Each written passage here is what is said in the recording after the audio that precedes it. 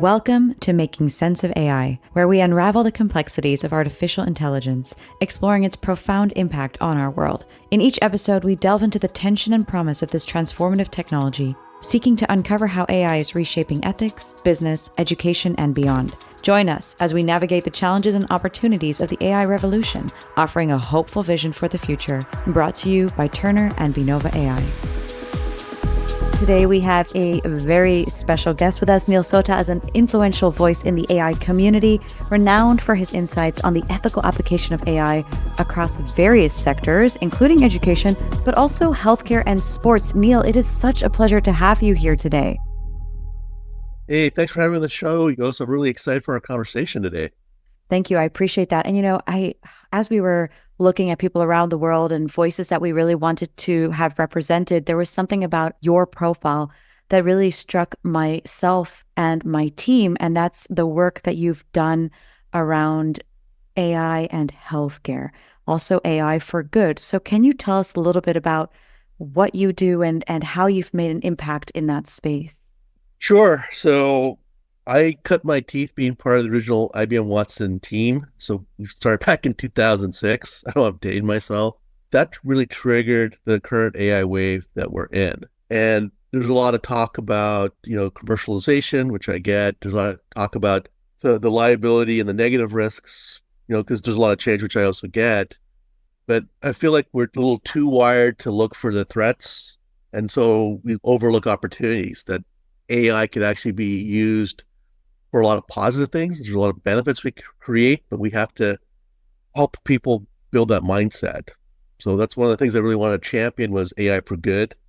And, I was very lucky to be working with the United Nations as a partner to actually make that happen.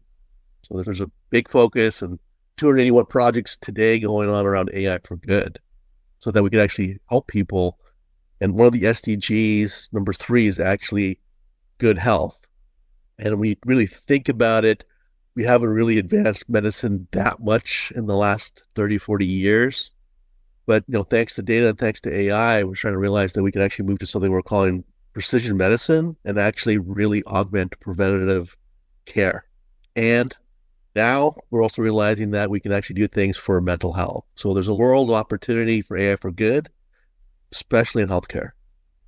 That's amazing to hear. So you mentioned multiple projects. For our listeners today, we've spoken a lot about practical applications of AI in education. So if we think now practical applications of AI in healthcare, what would something like that personalization as a result of the amounts of data that we have access to now, what does that look like in practice? So I'll give a very specific example, and I apologize to the audience if it's a little bit gross. But we now have something that we call a smart toilet. So we as humans all produce waste, hopefully on a daily basis. And what this smart toilet actually can do, it has a lot of Internet of Things, IoT sensors.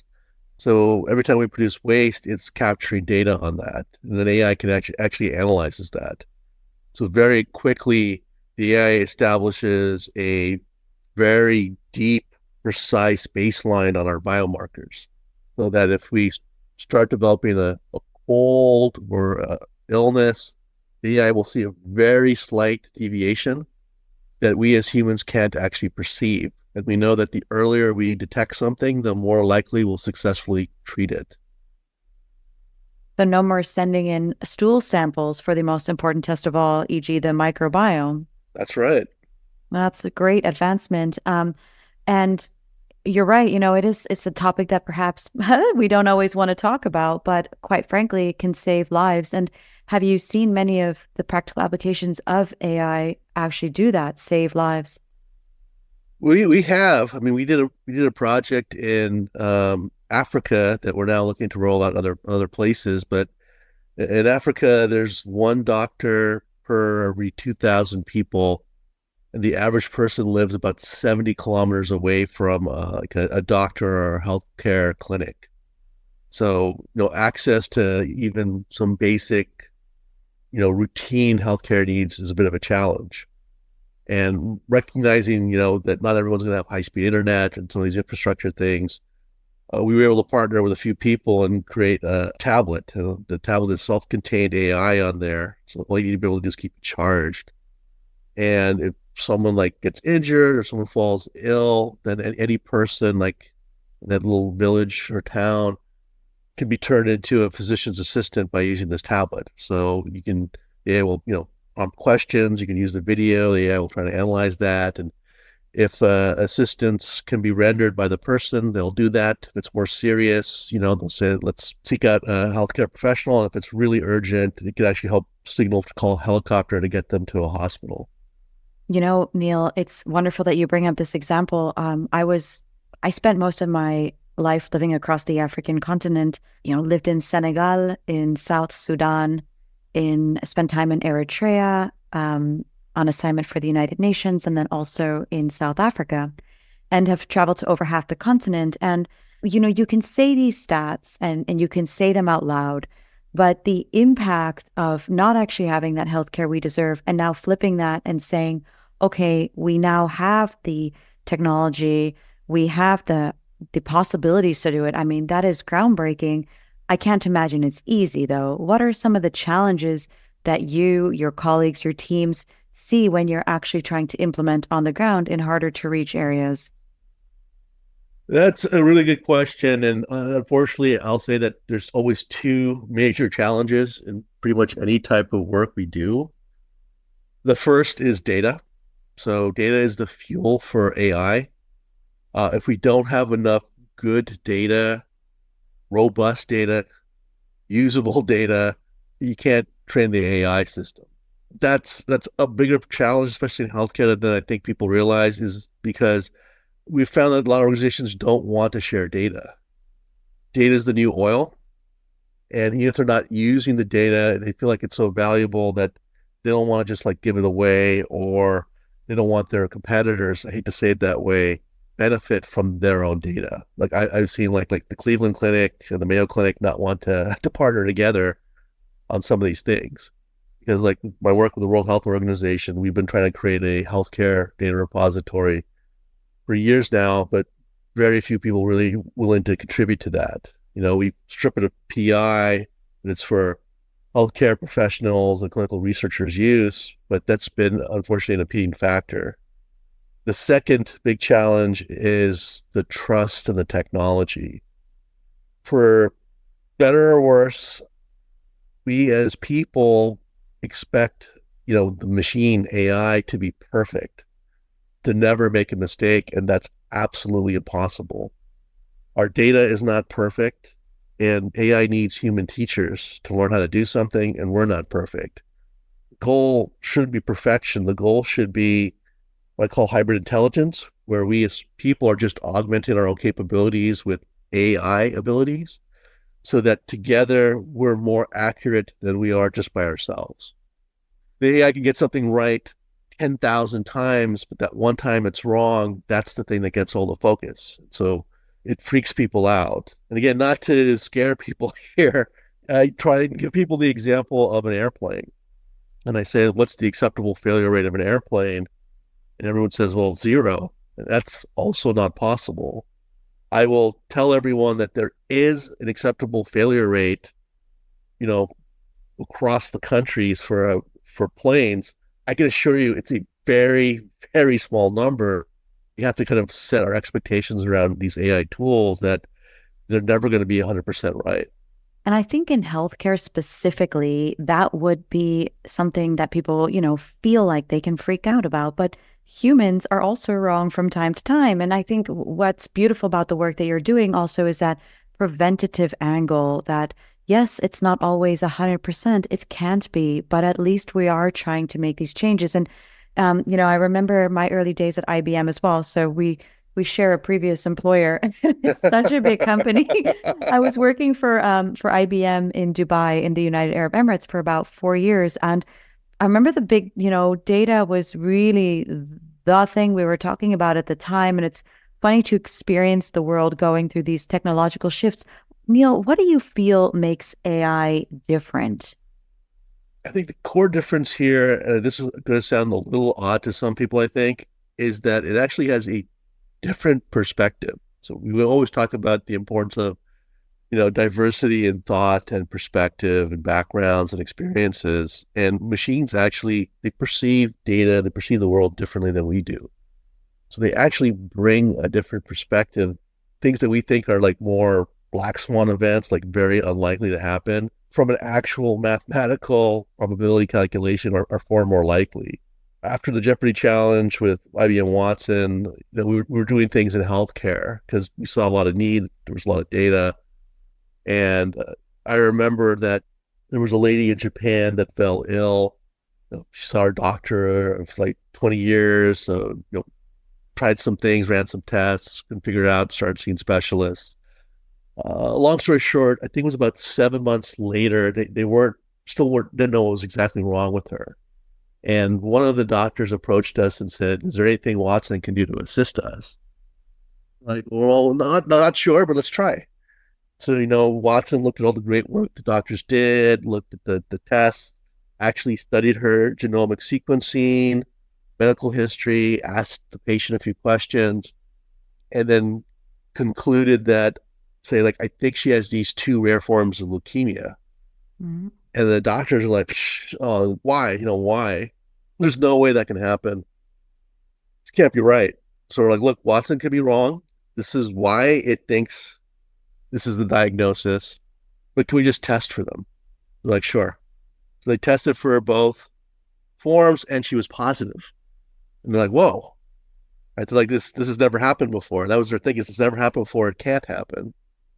But now that they knew what was wrong with her, they were able to treat her. But then everyone started saying, like, well, how did Watson figure this out? And at the time, Watson had read 20 million medical treatment studies. So because AI has an eidetic memory, it remembers everything it reads, sees, hears, experiences, does, it can retain all that knowledge. A human doctor trying to read 20 million medical studies would take over 300 years of nonstop reading. That's the power of data in healthcare. And that's, the tool that can be really had for doctors, nurses, healthcare workers, and that, I think the average physician has less than 5 hours a month to read medical journals. Imagine to synthesize all that information, have at your fingertips as a physician. It's incredible. And it's I do believe that we will have to spend some time closing access gaps. I also, like yourself, believe that these projects, when we deploy them, they can make a huge difference. And this kind of innovation at this level always, in a way, starts slow, if you will. And when you mentioned earlier that some of the bigger players don't want to work together, I find that heartbreaking, because if you asked any of them, hey, this could save your mother or your child or your husband's life, they would say, then do it, share the data. Like, ultimately, healthcare is so deeply personal. Neil, what got you on this journey? Because what you do beautifully is you spend time both in the private sector, but also in the AI for good sector. So where does that interest in both sides come from? It seems very organic for you. Jos, that's a really good question. And I think it's just the way that I was kind of brought up. I'm a kid from the Bronx. I didn't grow up with much, but there was a strong sense of community, and it was just that, people help each other. That grew up, went into the business world. I really realized that there was this weird divide that you're either a for-profit entity or you're a non-profit entity. And I kept thinking to myself, why can't you do both? There's nothing wrong with making money, but you could probably help, make some sort of social impact at the same time. And so I just really tried to push for this mindset. And, thankfully, I'm not the only one. I mean, today we call this social enterprise. And I think that's what we really need to get our heads wrapped around to. It doesn't have to be so binary. Mm-hmm. Yeah, it doesn't. And my first business was, I started an NGO when I was 22, and then it was just organic. It was like, if you're going to spend your time on anything, why not just do good? Why not just make that impact? So I'm really happy to hear you say this. And how can you translate, how do you translate that to your teams, for example? How do you translate working across cultures and countries and just ways of working with that spirit that you have? How do you make that practical for your teams? I really try and create like a culture and an environment that supports that. So I try and, leverage people's strengths. And one thing I've learned is that there's some area that people are really passionate about, that they're going to go that extra mile, that, they believe in. For some people, that might be healthcare. Others, it might be education. For others, it might be, food production and security. So you want to tap into those levers. The second thing is really, I've learned that micro actions, like little things, add up in the aggregate. Like I co-chair one of the United Nations climate change committees. And if you go in trying to think like we're going to solve climate change, people shut down because they're like, oh, that's a huge problem. I'm not going to be the one to solve it. And that's not really the point. The point is that there's each one of us, and that includes all the audience members, there's some small action that we're willing to take. And maybe that's we adopt a house plant, or we only take a 5-minute shower, right? In the grand scheme, that doesn't seem like a lot, but if 10 million other people do the same thing, that adds up and moves the needle. Yeah, 100% it does. Micro moments, micro learning, and micro actions. That's wonderful. You're such an inspiration, Neil. I love the combination of areas that your work touches: education, healthcare, and sports. Tell us a little bit about what you do with AI in the sports domain. I'm a big sports fanatic. And so, we've been doing things like obviously analyzing players and looking at their style and, I'll say it, mental IQ and capabilities around the sport to try and draft better. I can't name some of these teams, but even like where to position the players on the court or on the floor for defense. But there's a lot going on now actually in fan engagement. So how do we create a more robust and rich experience so the fans get more out of it? Because going to a sports event is not a cheap thing anymore. So you definitely need to up the value of the experience. And how does that practically look? I mean, it's things that we're slowly working on. It's especially with the rise of more Gen AI tools that we're able to create. This is still kind of a beta testing, highlight plays kind of on demand. So I can't tell you how many times I've gone to a sports event, like a basketball game or a football game, and see something. It's like, man, I wish I could see a replay of that. Thanks to Gen AI, we're kind of enabling fans to be able to do that. The AI can take all the available camera angles and kind of mix them together to show you that play. You can kind of rotate it around from different angles to really get into it. That's still beta, but hopefully that'll be out in a year or so. And do you see also that with your work, it sounds like you're more on the people side of things, but from an esports perspective, I know that I'm on the board for an esports startup, and they are doing great things with getting young people involved in building their own careers in esports, which to me, it's fascinating to see. It also just goes to show how that future of work is really changing. No, that's awesome. I don't think some people realize esports is already a multi-billion-dollar industry. And I think by the end of the decade, they're saying it'll probably be like 20 or 22 billion US dollars.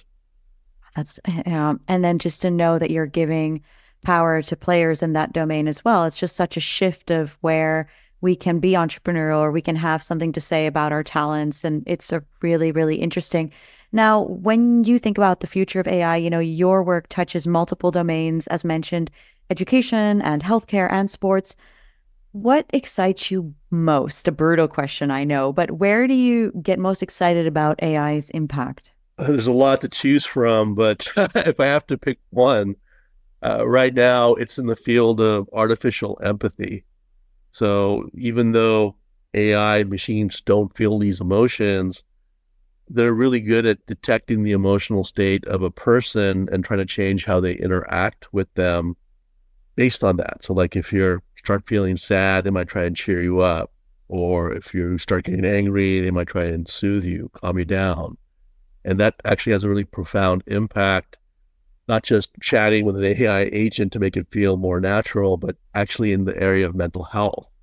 That started off trying to help like depressed, suicidal teenagers, but it's also started morphing into other things like helping elder care where loneliness is a big factor. And one of the things that, we've realized is that loneliness and depression isn't just a mental health issue. It actually triggers secondary illness in terms of physical health.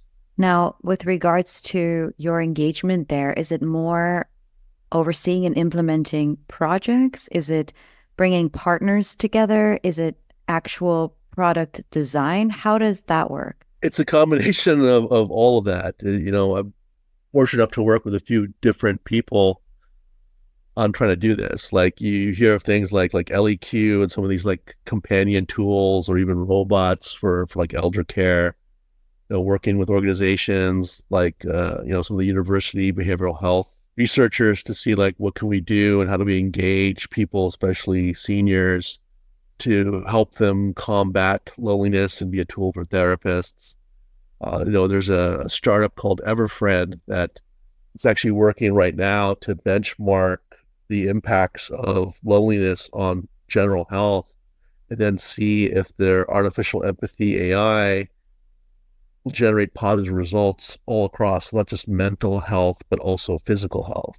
I think it's interesting because on one hand, and first of all, I love that you're doing this. I think what we went through globally with the pandemic, which we now like forget, even though it was an extremely disruptive period, we've pretended that we've moved on from the pandemic, while the impact of it was huge. And I remember thinking, for all the elderly folk that were alone during that time, it must have been heartbreaking.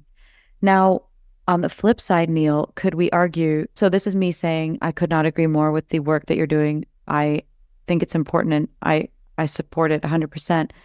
On the flip side, I can imagine that someone might also argue, but AI and technology also make us lonely. And what would you say to that? I would say that's unfortunately true. We we live in a time of hyper change, effectively meaning that we're experiencing about 100 years worth of change in just 10 years.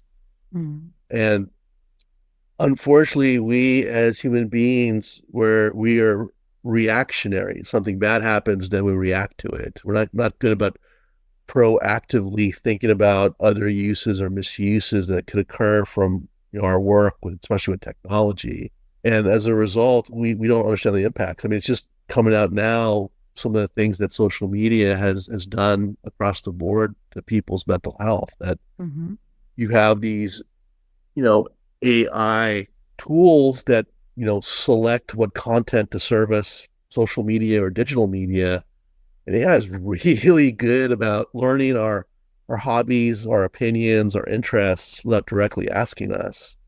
And so it's created this weird like echo chamber that now all we see is the perspectives we already believe in. We don't get exposed to that diversity. And so that's kind of created a smaller bubble around each of us. And I think that's contributed to some of that isolation, loneliness factor. I think it's caused a little bit more in terms of extremism, that we're not receptive to even slightly different opinions on things. And unfortunately, the anonymity factor has created, the trolling and some of these other things that we've started creating really unreal expectations of people and how they should look, how they should act, that most of us just can't really live up to. And that's not good for our mental health, and it's starting not to be good for our physical health. And it took us 10 plus years to start realizing that. So you've obviously made a career blending your passion for technology with projects, products, and systems that actually have an impact on the world in a positive way. You're very mindful of the downsides of the technology that we're working with and that we're deploying. What advice would you give to somebody that's interested in following things that you've done? How did you go about creating this career for yourself, and what can others do to also contribute as effectively with as much impact? It really starts with just, what is the outcome you're looking to accomplish? Like, what's the problem you want to solve? What's the value you want to create? This is not about using like AI or some other emerging technology for the sake of using it. And it shouldn't be just, and I know that we think about this way because that's how computers traditionally were, about automation. I can just do something faster or cheaper or with less errors. Because when you automate something, you're still automating the flaws.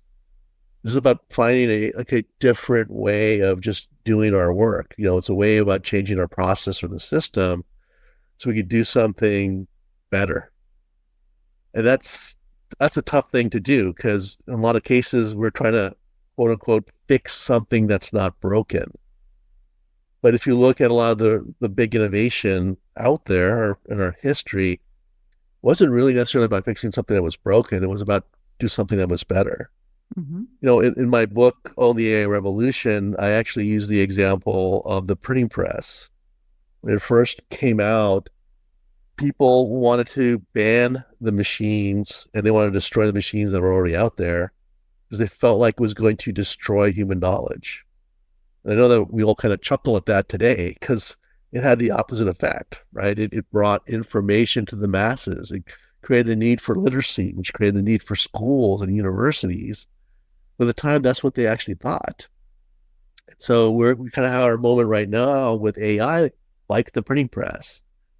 Yeah, there's a lot of bad things that could happen, and we're not good about thinking about other uses or misuses. And smart, machine learning engineers and stuff like that, they build to an outcome. They're not thinking about other things. We're not unfortunately wired that way. We have to change that mindset.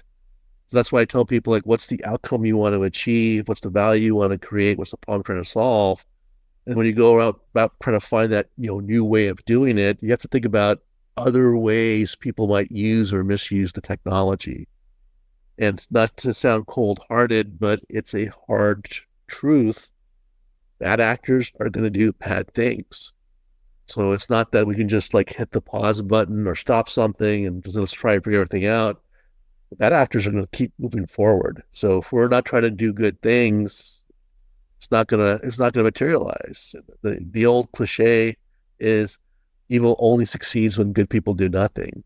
So there's an opportunity for each one of us to do something that is beneficial. It could be profitable as well, nothing wrong with that, but there's something we can do to help either ourselves or company or community. We all need to realize that we can be the driver in this. We don't have to be the passenger. I couldn't agree with you more. Practically, though, what does that mean? I can imagine it's a combination of daring to be entrepreneurial and taking that risk, pursuing what it is that you feel is important in the world. These are all really important skills. What else would you say is critical in actually that implementation factor versus just the let's talk about it and think about it factor? It also means that when you figure something out, is it feasible? Like, do you have the data? Can you build a team? I mean, there are a lot of resources out there, but I'll use an example, and my apologies to anyone in legal services, but it is the second slowest moving industry I've ever seen. And, a few years ago, there was a guy from my alma mater that reached out to me through LinkedIn. They were local, so I agreed to meet him for lunch. And he was talking about helping to volunteer for current students. So he's a lawyer. He brought his law partner with him, and we're just talking about some of the programs at the university. And as we were wrapping up lunch, his partner kind of asked me a question and said, like, what's the big deal with AI, right? I don't see a lot of it in law and some of these things. And so we started talking about it. And I was actually telling them, like, the best AI solutions and the most successful, like, AI companies actually come from domain experts. They don't come from technologists.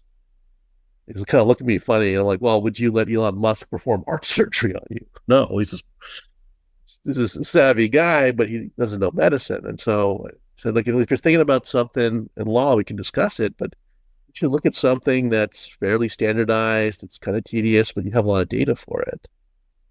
And, they started thinking about it, and they came back a week later and started bouncing some ideas and started talking about it. Skilled defense litigation lawyers got together, no technical knowledge, and they came up with an idea of an AI system that could process a complaint. So in the U.S., when you get sued, it's a complaint filed against you. And so their AI, they wanted an AI system that could assist with that. And they actually went out and built this as a tool for their own firm, a little AI associate lawyer that would read the complaint, it would generate the corresponding court documents, it would file a counter complaint if needed, start generating deposition questions, and start research initial case strategy. So to do this, they started looking like, well, we have all these cases, there's all these forms, a lot of this is kind of standardized. It's a little different among the states, but that's still standardized. Then they started looking out and said, okay, how do we build a team? So we started looking at what kind of skill sets they needed, and they were able to recruit some people. They started taking this journey, and they realized that having the data is important, but having a training strategy is even more important. It's how you teach the machine is going to be paramount for it to perform properly and accurately. So they realized this is not about having like great machine learning people. This is really about data and training. This was right in their domain, their wheelhouse. They actually ultimately built this. It does the work in 2 minutes that would take an associate lawyer normally 10 to 12 hours to do. Mm. They still have a human lawyer review the work. It takes about 15, 20 minutes. But it works so well that they realized that any firm could actually use this. They actually sold their firm off and started this startup company called Legal Nation. No way. That's funny. Yeah. That's what they do now. And they count Walmart and Target, all these big brands as clients. That's incredible. That's so funny because there you see, this is where it comes back down to process, which maybe from your IBM days, I know I remember from mine, it was like, we couldn't do anything unless everything in the process worked. And, it's frustrating sometimes as a creative or an innovator where you're like, oh, I just want to make things move. But this is where you see the beauty and the power of being able to break down complex tasks into processes and then translate that to technology. And, that automation versus augmentation conversation is so critical. How do the best people in their domains break down what technology needs it to know about what they do? We did see this in the 80s with some of the earlier expert models being trained. But now with all that extra data that we have, I think that process type of thinking, computational thinking, which I know you are extremely well versed in, but it's just so critical. It is. And what I think Gen AI has really shown us, it's now understanding how things work. What are the parameters that drive the outputs we're seeking? And I think there's surprise that there's a lot of people working on stuff they don't fully understand how it works. I think that's the challenge to kind of breaking down that process. I've got a really good friend, LJ Rich, amazing musician, made some incredible music, and she uses Gen AI all the time. She's been doing this for like 6-7 years, but her prompts are like over 500 words long. She's talking about like her parameters are things like, I want to use these 4 notes. I want to use this chord. I want to use this harmony. I want this kind of beat. And she'll generate something. She's like, okay, that kind of sounds off. Let's change the chord. You know what? It doesn't sound that great as kind of like a reggae song. Let's try it as punk rock, So it gives her a lot more freedom to experiment. But she understands how music is made. She understands those parameters. Yeah, and that's the key thing. I love that you're saying this. So elderly care, right? My mom has Parkinson's disease. In fact, we were working together, my mom and I, we recorded all her data. She was writing it down by hand. When is she taking the medicine? When is her tremor less? When is her tremor more? When does she sleep not so well? Parkinson's is a terrible disease. It's just heartbreaking.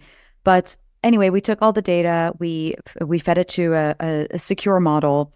And we got feedback from the model on when and how she could speak with her neurologist on better medication consumption, right? Because Parkinson's is one of the diseases that we really haven't innovated on the medicine since the 70s. And so she took her conversation, Neil, and she took it to her neurologist, and they were amazed that she had taken this ownership of her own data and her own health. Now, why I'm saying all of this is because my mom also sings in a choir, and unfortunately, the church can no longer pay the fees for the conductor.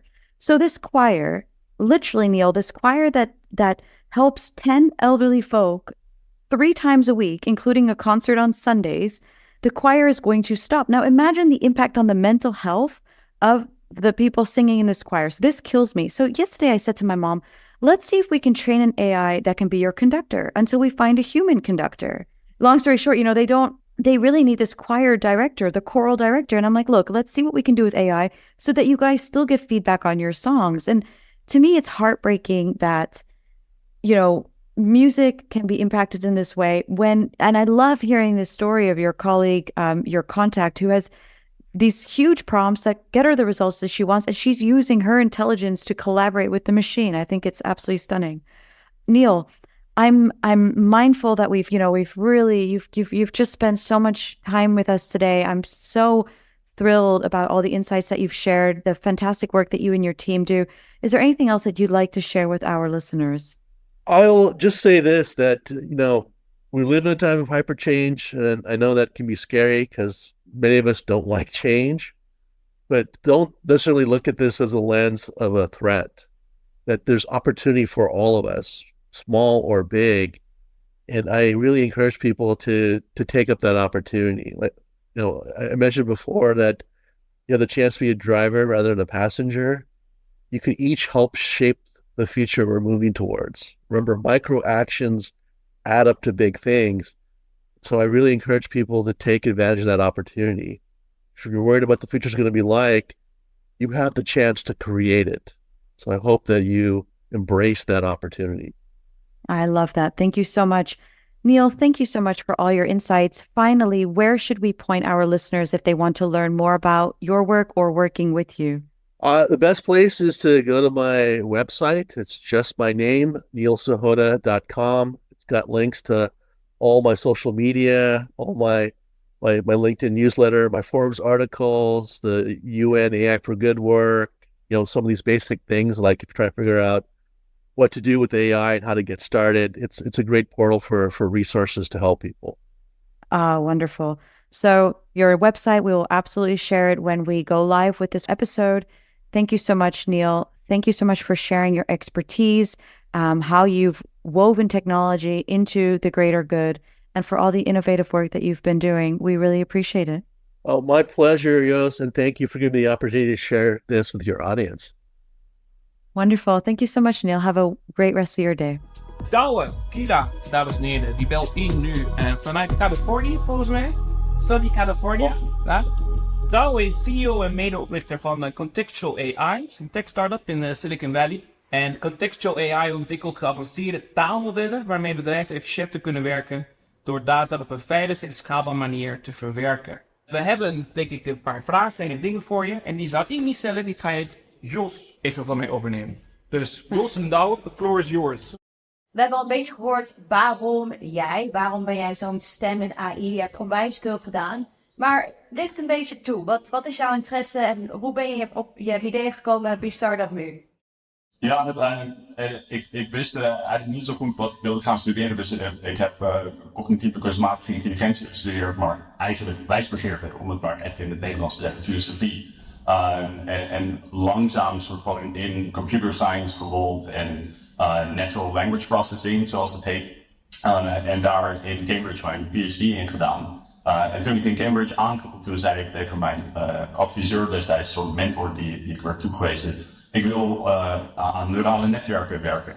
En die meneer zei, doe dat nou maar niet, want neurale netwerken die werken niet. Dus ik heb een andere adviseur gevonden die dat een beetje deed vond.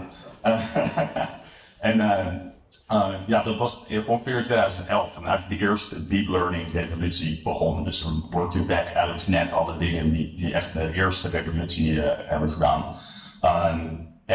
Toen na mijn PhD eigenlijk meteen bij de Facebook AI Research gegaan. Dus FAIR heet het, de researchgroep die wordt geleid door Jan de Kuhn. Dus een van de godfathers van deep learning. Dus ja, daar kon ik niet echt nee tegen zeggen. 5 jaar bij Facebook gewerkt, eerst in New York en toen in California. Uiteindelijk was het toen wel tijd om een beetje iets anders te doen. Dus bij Hugging Face terechtgekomen als de Head of Research. Hugging Face is een van de leidende start-ups als het gaat om open source en AI. Ze doen heel veel dingen met de gemeenschap. Na 1 jaar Hugging Face kon ik duidelijk zien dat de markt soort van klaar was voor heel veel van de ideeën waar ik eigenlijk al 10 jaar of langer aan heb gewerkt. Waaronder grounding en retrieval augmented generation. Want ChatGPT was toen net uit. En voor het eerst konden bedrijven zelf zien soort van hoe de toekomst eruit gaat zien. En daarvoor was het heel moeilijk, denk ik, om een AI te verkopen, zeker aan een soort C-suite, omdat het gewoon onduidelijk was wat de voordelen van AI zijn. En opeens was dat nu heel anders, waar iedereen in de C-suite zat. Ik moet nu iets met AI doen, of ik anders loop ik achter. Dus de combinatie van dat de markt klaar was en dat ik eigenlijk de ideeën al had en ook al had uitgewerkt. En dus Retrieval Augmented Generation is een van de manieren waarop je language models hun werk kan laten doen, zeker in enterprise settings. Die twee dingen kwamen eigenlijk samen om die frustratie die ik zag in enterprises op te lossen. Dus iedereen kan zien dat AI de wereld gaat veranderen, maar tegelijkertijd is de technologie nog niet helemaal klaar. Dus de hallucinatie, er zijn problemen met attributie, ik weet niet of dat het Nederlands woord is, attribution. Een soort toekennen van waarom je iets zegt, dus waarom zegt het language model dit. Dat is gebaseerd op soort onderliggende waarheden. En dat aan elkaar koppelen is iets wat language models niet goed kunnen doen. Er zijn problemen met privacy, met compliance. Je moet ervoor zorgen dat je zeker in Europa met GDPR dat je ook informatie uit het model kan halen. Al dat soort dingen, dat kan je eigenlijk alleen maar met RAG doen. Maar de manier waarop de meeste mensen RAG doen, is eigenlijk verkeerd. Dus mensen doen een soort van de halve RAG, wat wij Frankenstein's monster noemen bij Contextual, in plaats van dat ze de optimale RAG doen, waar het hele systeem is optimized, jointly optimized. Als je die joint optimization doet, dan krijg je een systeem wat veel minder hallucineert, wat al die problemen allemaal oplost en nog beter dan de verkeerde RAG die je denkt. Dus dat is waar Contextual op gaat. Oké, Douwe, supermooi, dankjewel. Degelijk technisch wellicht, hebben jullie inderdaad al daar ook een beetje al voor opgewarmd, maar laten we nou eens spreken over Contextual AI en wat jullie dan echt daadwerkelijk doen in 3 of 4 stappen voor een klant bijvoorbeeld. Hoe pas je aan wat jullie doen? Nou, niet hoe pas je aan, maar how do you deliver it? Hoe pas je het toe? Hoe pas je het toe? Ja, dus de eigenlijke vraag is van wat is het product, right? Dus de technologie waar ik het net over had, wat wij RAG 2.0 noemen, dat is de technologie die we gebruiken om ons platform te deliveren, ja. Toe te passen, zoiets.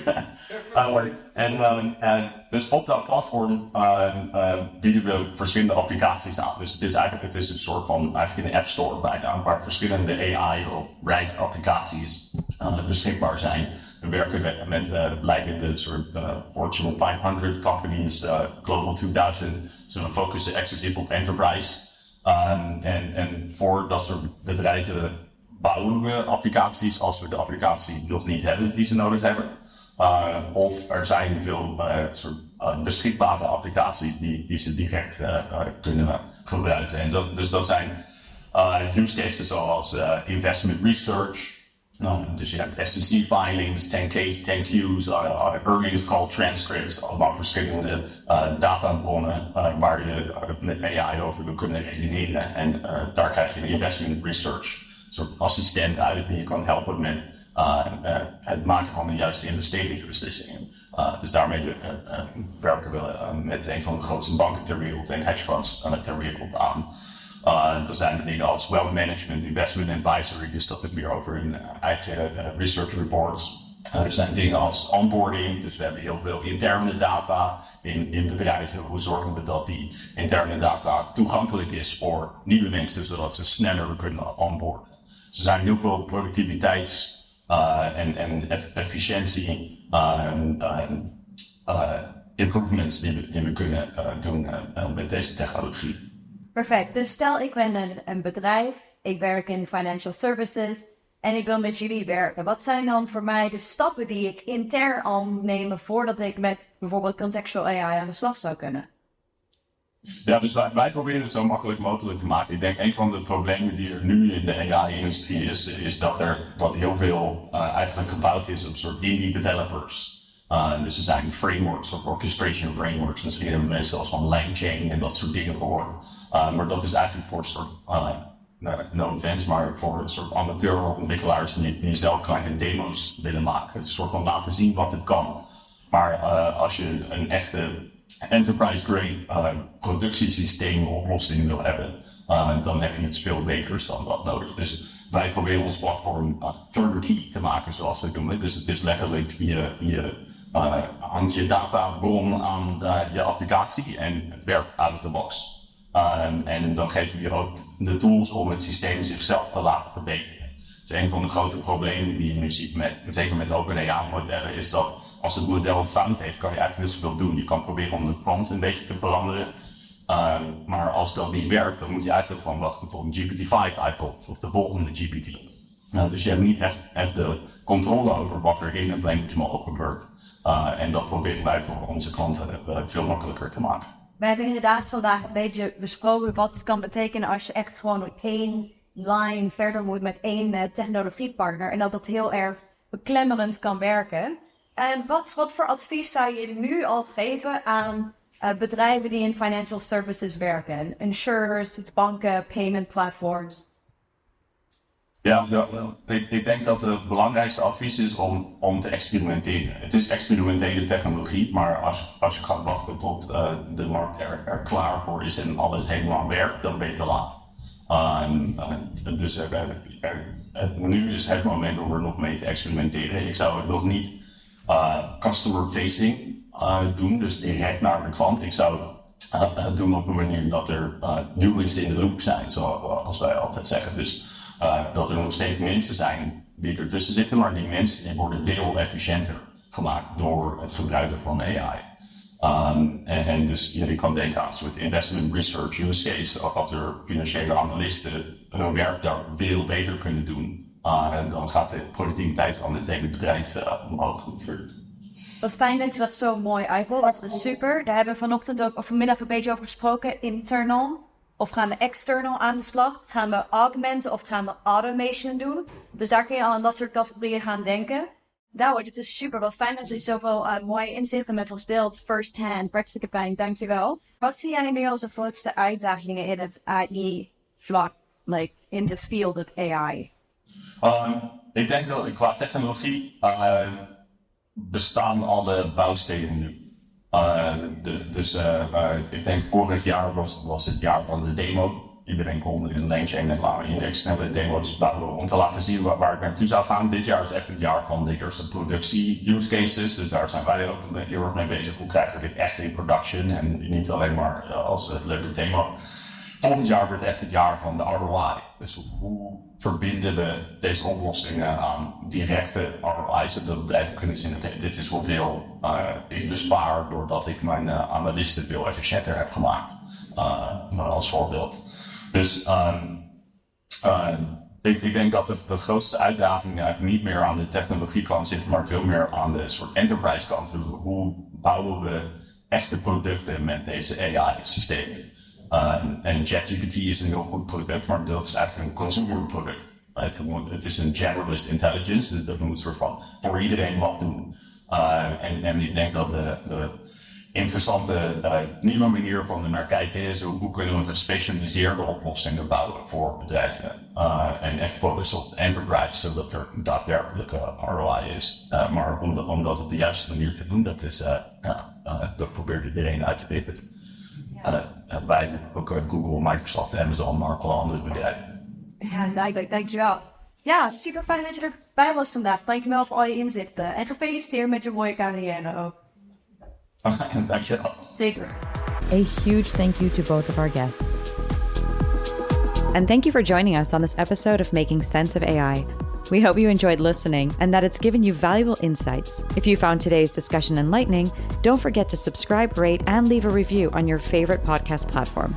This podcast was brought to you by Turner and Binova AI. To deploy AI at your business today, reach out now via the links in the description or directly on LinkedIn. Stay tuned for our next episode. Until then, stay curious, stay informed, and keep on making sense of AI. Goodbye for now.